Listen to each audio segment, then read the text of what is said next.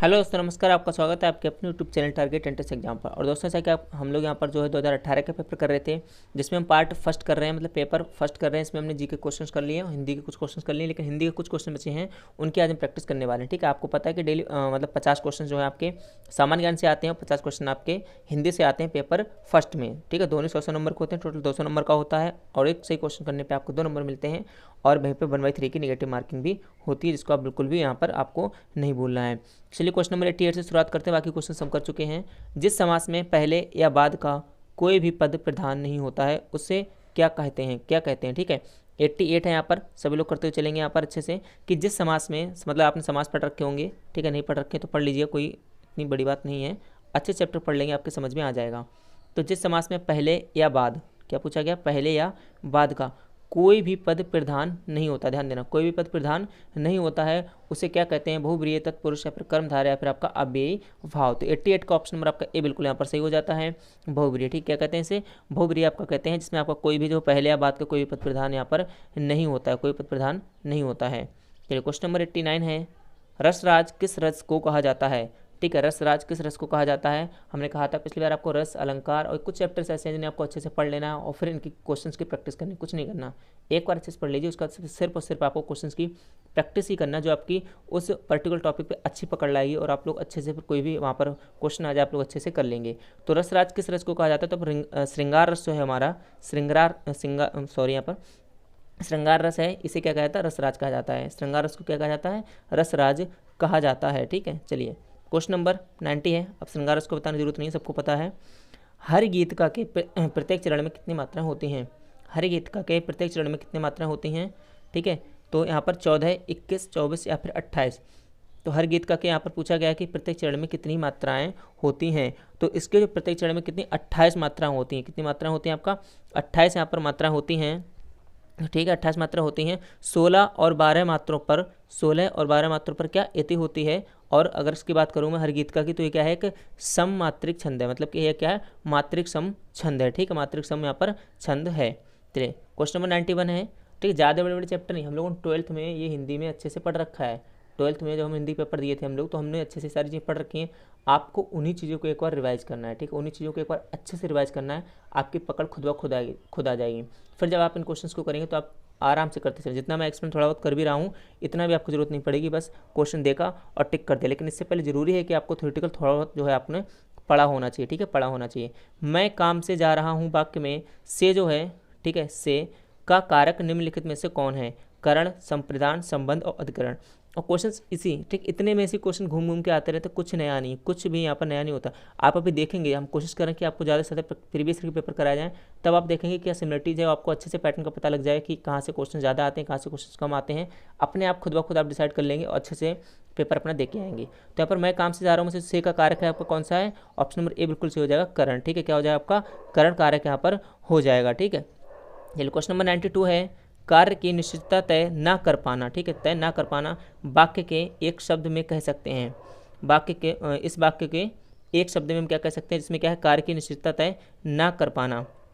किंकर्तव्य मूल, या फिर आपका अकर्तव्यनिष्ठ, अनुभूत, या फिर आपका है अकरणीय एकरत। तो इसको आपको बताना है। 92 का ऑप्शन नंबर यहाँ पर क्या हो जाएगा, 92 का ऑप्शन नंबर यहाँ पर जो है ए आपका बिल्कुल सही हो जाएगा। ए आपका बिल्कुल सही हो जाएगा। कार्य की निश्चितता तय ना कर पाने के लिए अगर एक शब्द की बात करूँ तो आपका ये बिल्कुल ऑप्शन नंबर ए बिल्कुल यहाँ पर सही हो जाएगा। इस टाइप के क्वेश्चन भी आपको पूछे जाते हैं, और ये तो क्वेश्चन आपके फेवरेट हैं, पूछे जाते हैं।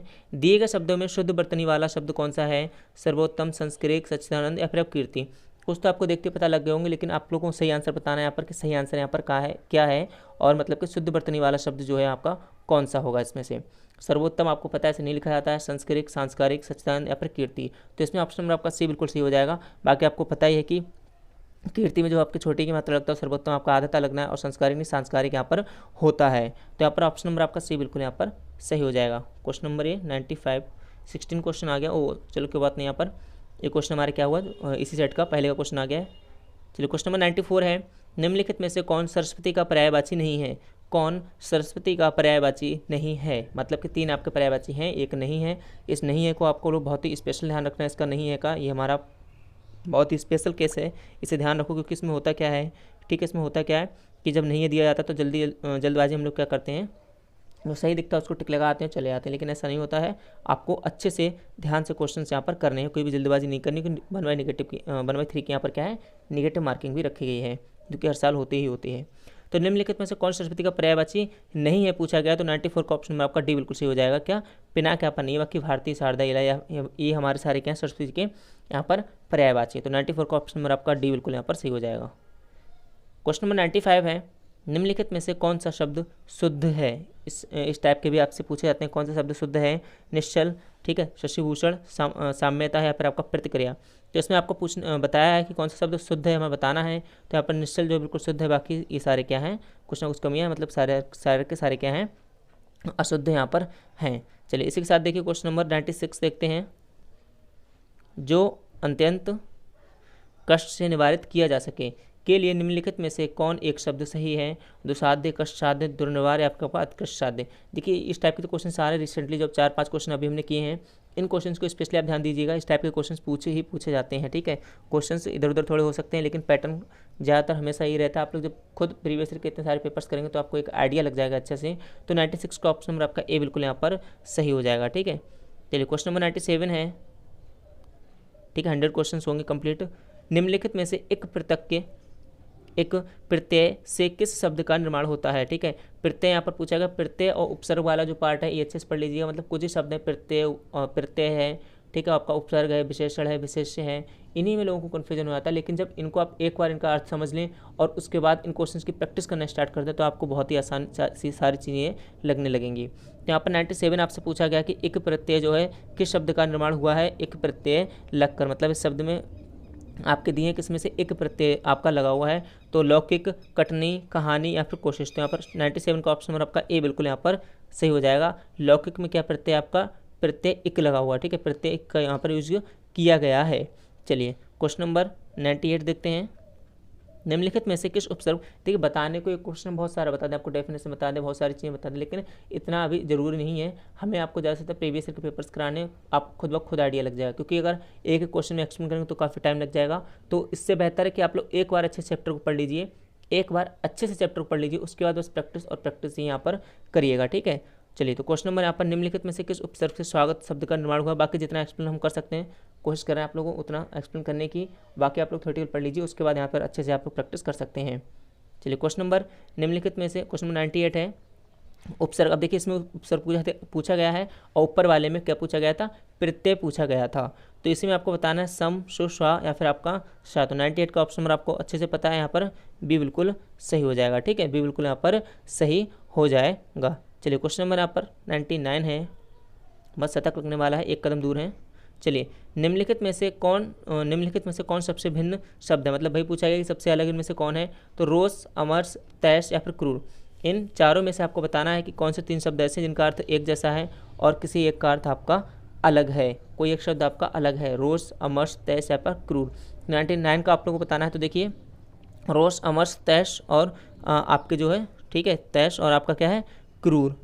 आपका क्या है यहाँ पर, रोष, तैश और जो है सब क्रोध के पर्यायवाची। एक मिनट, क्रूर तो अलग है क्योंकि हमारे ये सारे, ठीक है, ये सारे हमारे क्या हैं यहाँ पर जो है क्रोध के पर्यायवाची, किसके, क्रोध के पर्यायवाची यहाँ पर हैं। और क्रूर का मतलब क्या होता है यहाँ पर आपको पता ही, क्रूर, ठीक है, क्या, निर्दय, ठीक है, निर्दय। तो ऊपर वाले उनका सबका अर्थ है गुस्सा और इसका क्या नाम है, निर्दय। तो यहाँ पर क्रूर जो वर्ड है जो मतलब कि इन तीनों से अलग है, ये शब्द इन तीनों से अलग है, क्रूर अलग है। बाकी रोष, तैश, अमरस और भी अगर हम बात करें गुस्सा, प्रकोप, तो ये सारे क्या हैं, क्रोध के पर्यायवाची हैं, किसके, क्रोध के पर्यायवाची हैं। चलिए क्वेश्चन नंबर 100 है, शतक हमारा लग चुका है और ये जो है लास्ट क्वेश्चन है पेपर फर्स्ट का। पानी गए ना उवरे मोती मानुष चून, किसकी रचना का वाक्य है। रहमान, कबीर, सूर या फिर मातीराम। देखिए इंग्लिश के लिए हिंदी के लिए सबसे बढ़िया लगता है 12th लेवल की अच्छे से हिंदी पढ़ लीजिए, कुछ मत पढ़िए, 12th लेवल की अच्छे से हिंदी पढ़ लीजिए और फिर आप जो आपने बुक खरीद रखी है कहीं से प्रैक्टिस करें, फिर आप लोग उस प्रैक्टिस करिएगा, ठीक है। फिर आप लोग क्वेश्चंस की प्रैक्टिस करिएगा और मेनली प्रीवियस ईयर के पेपर्स की ज़्यादा से ज़्यादा कोशिश करिएगा कि जो है आप लोग प्रैक्टिस कर पाएँ। तो 100 वाला आपका ऑप्शन नंबर ए बिल्कुल सही हो जाएगा, ए यहाँ पर बिल्कुल आपका सही हो जाएगा। ये वाक्य क्या है, रहीम के दोहे के लिए गए हैं, रहीम के दोहे से लिए गए हैं। और अगर पूरे दोहे की बात करूँ तो इस प्रकार है कि रहमन पानी राखिए, बिन पानी सब सून, और पानी गहना उबरे मोती मानुष चून। तो इस प्रकार से हमारा पूरा यहाँ पर वाक्य था, तो मतलब उनका दोहा था। तो चलिए इसी के साथ हम लोग 100 क्वेश्चन पूरे कर चुके हैं, और नेक्स्ट जो सेशन में हम आप लोग नेक्स्ट क्लास में नेक्स्ट सेट में और क्वेश्चन यहाँ पर लेके आएंगे। इसी के साथ आप लोग अपनी तैयारी करते रहिए, अपनी तैयारी को और बेहतर बनाते रहिए। जय हिंद, जय भारत।